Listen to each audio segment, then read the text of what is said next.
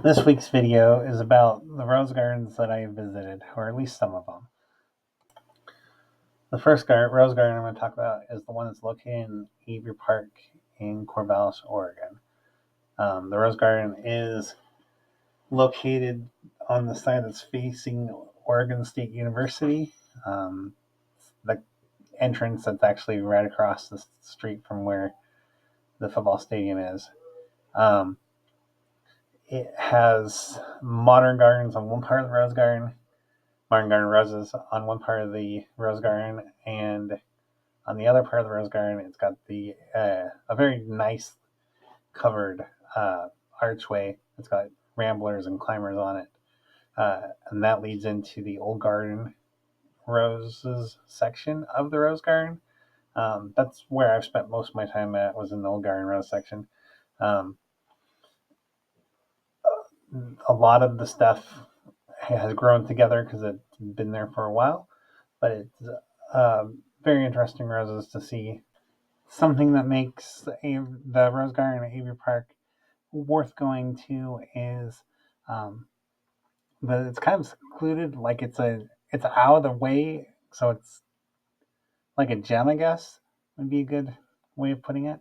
Um, it's not on a major road. I mean, it's on Highway 20 through Corvallis, but um, last time I was there, Corvallis wasn't like a super multi-lane freeway going through it type thing. You have to go 10, 12, 15 miles off the freeway before you get to Corvallis and to Avery Park.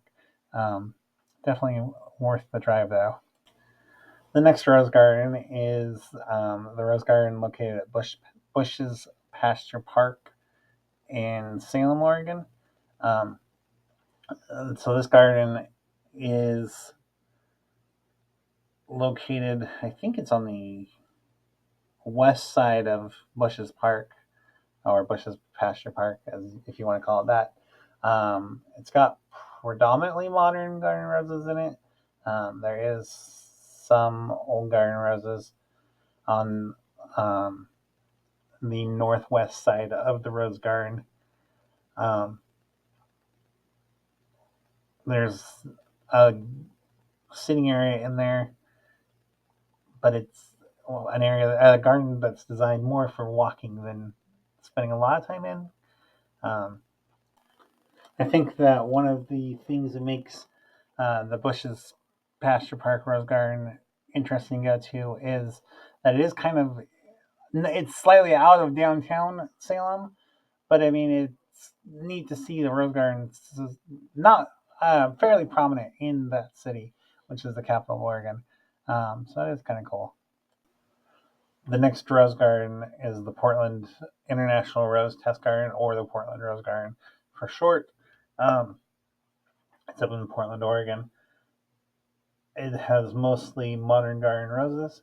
Um, while all the rose gardens I've been to plant in mass groups of varieties, um, the Portland Rose Garden has the biggest blocks of the individual varieties of the rose gardens that I've been to. Um, I would say that it probably has the most exclusive, or not exclusive, um, extensive is the better word, uh, for modern garden roses, at least of the rose gardens. It's also probably the most scenic. You'll see a view in the video where there's Mount Hood in the background from the rose garden. Um, it's a nice place to visit. Keep in mind when if you do go, parking is limited, so there are places that you can park and walk to it. Apparently, there's a shuttle and buses as well that will go there as well. But it's a nice place to visit. Definitely worth the time and the trouble if you go to Portland to go to that rose garden. The next rose garden is the Nan Elliott Memorial Rose Garden in Alton, Illinois. This rose garden is kind of off the beaten path, but there is a main highway that runs near it, but it's in a big park that you have to drive actually probably 7/8 of the way through the park before you get to the rose garden. Um, and it's like a mixed use park as well, so sporting uh, playgrounds, things like that. Um, this rose garden is predominantly no. This rose garden is just modern garden roses. Um, there's a few older English garden roses on one edge of the rose garden. Um, there's a little bench, a gazebo type of thing in the middle of the rose garden as well. Um, it's a really nice rose garden though, and worth the visit if you're in the Alton, Illinois area. The next rose garden would be the Rose Gardens at the Missouri Botanical Garden. The reason why I say that is because the Missouri Botanical Garden actually has three rose gardens, even though they list two. Um, One of them is predominantly your bedding modern garden roses, hybrid teas, floribundas, grandifloras. There's a few rugosas in there as well, climbing roses as well.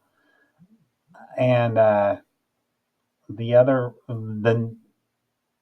the other rose garden they list is sort of like when you're there, it kind of gets split into two that are next to each other. One is predominantly English David Austin roses, um, and then the other one is a combination of old garden roses, so your Rosamundi, Rosa Gallica officinalis, damasks, stuff like that, along with a section that's just the species roses. Um, and so, I mean, you can almost call it a four rose garden um, in the Missouri Botanical Garden as well.